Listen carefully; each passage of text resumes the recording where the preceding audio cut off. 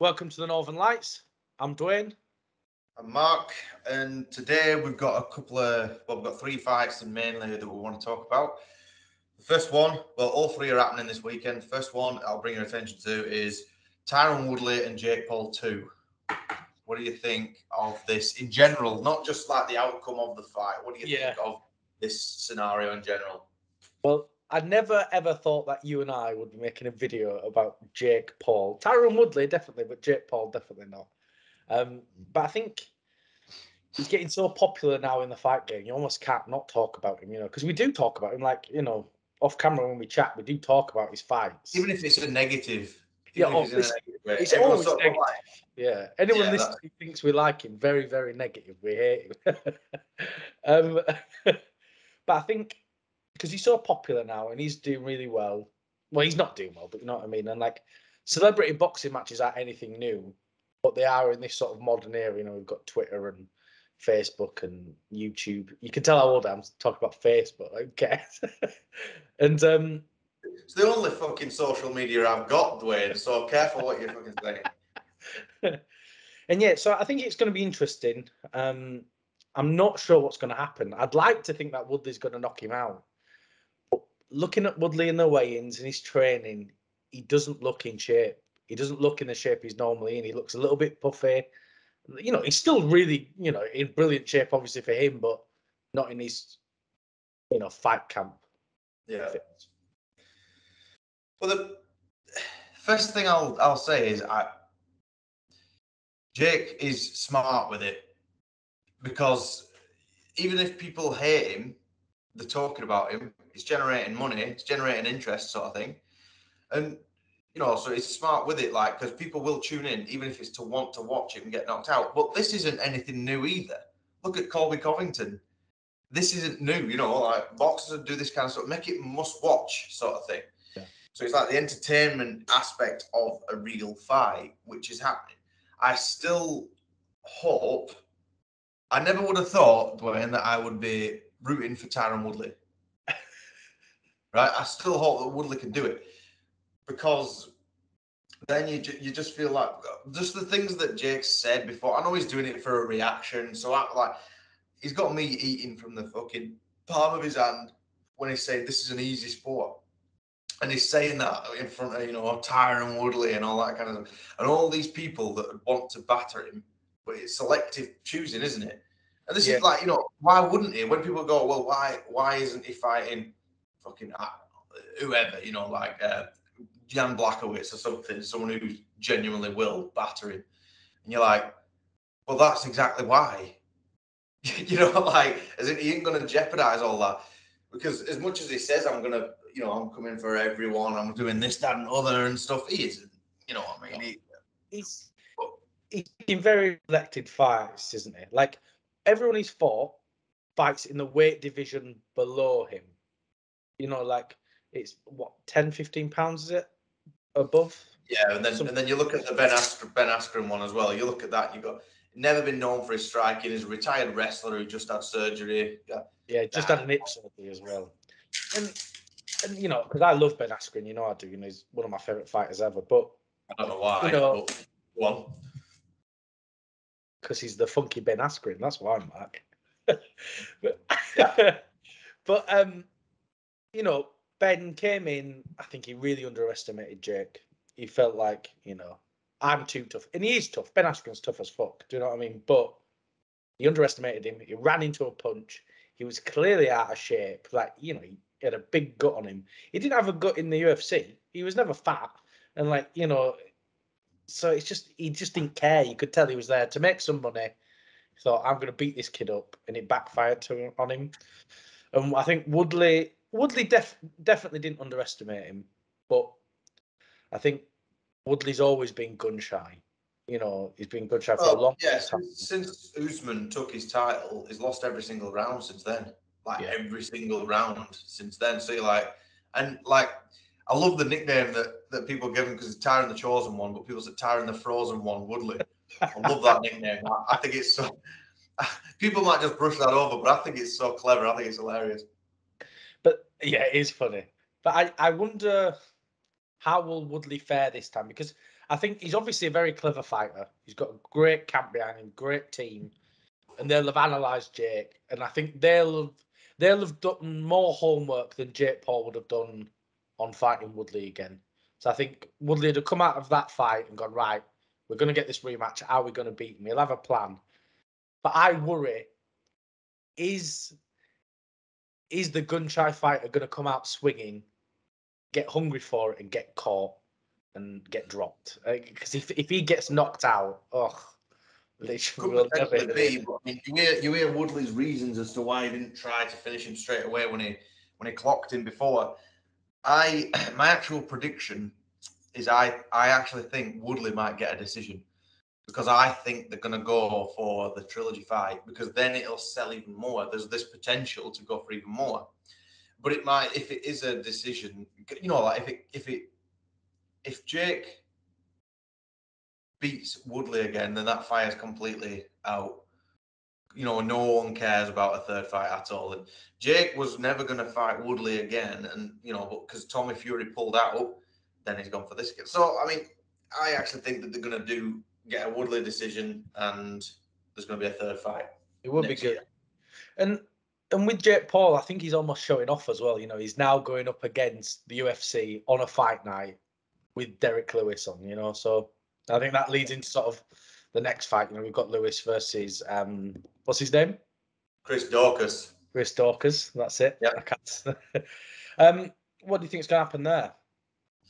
I think, to be honest, whenever anyone sees Derrick Lewis, it's one of them where people have seen the knockouts that he has, and he is capable. He can knock anyone out in that heavyweight division. But people see that and they think instantly it's going to be like a first or second round knockout for whatever reason. I actually think Chris might play it really smart and just either sit behind a jab or just take him down, pin him against the fence, whatever. I can see Chris getting a decision. I know it's 5 rounds, but I can see it happening over Derrick Lewis, because he's coming off a loss from Garn, which was very decisive, that loss. And I'm sure he said that he obviously everyone says this, but he wants to fight for the title next year at some point, maybe late in 2022. But I could see these technical people like Garn. I'm not saying Chris is the most technical, they've ever seen. He's no Cyril Garn, but I think he can get beat on them. If it's just a swinging contest, then Lewis would win. But I think Chris would be a bit smarter than that and maybe pin him off the fence for a while. I think so. I think you're probably right, because especially when it's 5 rounds, I think that doesn't help Derrick Lewis at all. I think he's not a 5-round fighter. He doesn't have that stamina. He looks knackered after 2 rounds. He's knackered after a round. He sits tight. He waits for someone to get in the box with him, and then he swings. And he's scary. He's scary. He can knock out anyone in the division, I think. And I mean, I think he could. It's like, did you watch him and Curtis Blades last year? Yeah. That was the second round. And then he said, even after, he says, I couldn't get warmed up like in the first round. And they were talking about that when he shoots for a takedown. That's what we were working for in this camp. And he seems to be, shooting for that. You'll never see him sit behind a jab and, move the distance and that. I do like him when he comes in flying out with a fucking head kick, though. I like that. Because they usually block it, but fuck if he connects with that. Yeah, it's funny, isn't it? And that's the thing. You'd think he'd learn how to grapple, because he's such a big, strong guy. Because his takedown defense is brilliant. Have you seen it? Like sometimes they're laying on top of him and he just gets up. He doesn't push them off. He doesn't try and get him into guard. He just stands up. He just stands up. It's amazing.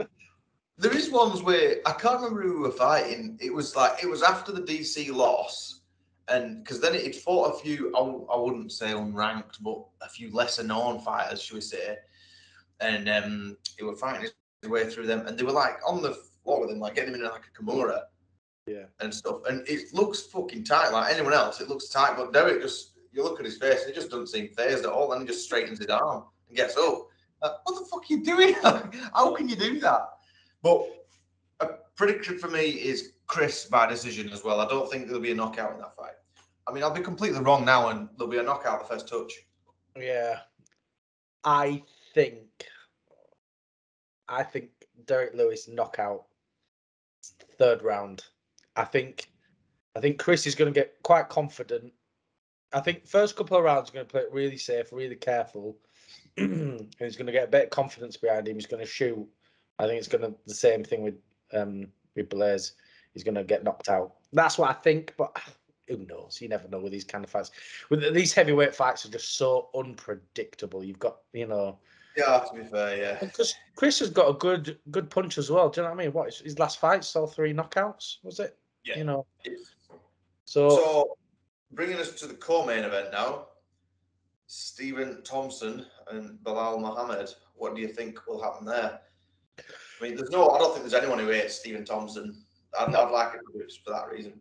He's the nicest bloke in the world, and he's a really good fighter as well. I think Wonderboy, he's had a couple of tough matches recently because he's been fighting mostly wrestlers, and he was doing well against Gilbert Burns as well. But the minute Gilbert Burns got him, that was it. He was just held onto the fence, didn't do much with it.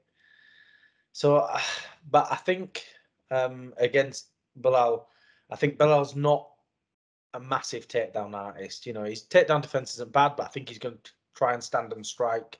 And I think if he does, I think Wonderboy's going to clock him. I think big, massive roundhouse kick or whatever, and he's going to knock him out. I really hope so. But one thing I am kind of glad of that I read the other day is Stephen Thompson wants to be the oldest fighter in the UFC. He wants to overtake Randy Couture and still be relevant. Yeah. And he's been late 30s now. Will Stephen? He says he's got a good few years. I can't remember what age Randy Couture was. Were he not 46, something like that? Something in like his that. last fight against Machida, but that's separate anyway. But so it kind of brings you somewhat of comfort if you really because if you're a fan of him, going, all right, we're nowhere near done yet. Yeah, and that's the thing, isn't it? Think how long ago Wonderboy lost to Tyron Woodley, and now Woodley's still active in the UFC. Not Woodley, Wonderboy is still active. Yeah. Woodley's not at all. So he's there to stick around, and I think Dana likes him. Everyone likes him. He's a big draw as well. A lot of people will watch that fight tonight. Yeah, I really do hope Wonderboy gets it. I just don't think Bilal's got anything for him. I don't. Because if you look at Bilal, he bites on every feint. Every feint he bites. He pulls away. He looks like he's so close getting knocked out. When he fought Edwards, he got battered. I know it got ended before, with the eye poke, but he was getting pieced up by Leon Edwards. And was that the second round that it happened? Or something? Yeah. But I think, I really hope Wonderboy can do it because he's so slick. Yeah, Stephen is. He can get you from anywhere. He's so good. But I think Wonderboy, maybe even by decision again. I don't know about the knockout. I seem to be going for decisions a lot today. Yeah, you are. You're going for a lot of decisions. Yeah, you've gone 3 for 3 on decisions. Yeah. I think I've all knockouts. But I love a knockout. And who do you think will get the most views? Do you think it'll be Jake Paul or the fight night tonight? Jake Paul, I think. You think even though the fight night's free? Yeah, because there's the bad blood there of this is the second fight, and did you watch the first one, and blah blah blah, and it brings in the people who look. I'm trying to think from a casual channel flickers view, or someone who doesn't mind watching fights. They'll go on Derrick Lewis and they'll say, "Is he not the my balls was hot guy?" Yeah, that's right. So, you'll watch that, and then you'll get that. But compared to the Jake Paul, I mean, plus it's boxing. People seem to love that, and it's against a fight night. I think that, but I'm not too sure. To be honest, I'll be watching if they're on at the same time. I'll be watching Derrick Lewis. Well, actually, it depends what fight's on. Yeah. Depends what time of day it is. Yeah, what's the time? Is Jake fighting at the exact same time as the main event? Is it after, before? Yeah, that's it. That affect it. Most people will watch both, I think. Yeah, we'll see. Well, that's been the predictions for the Fight Night card and the Woodley v Paul 2.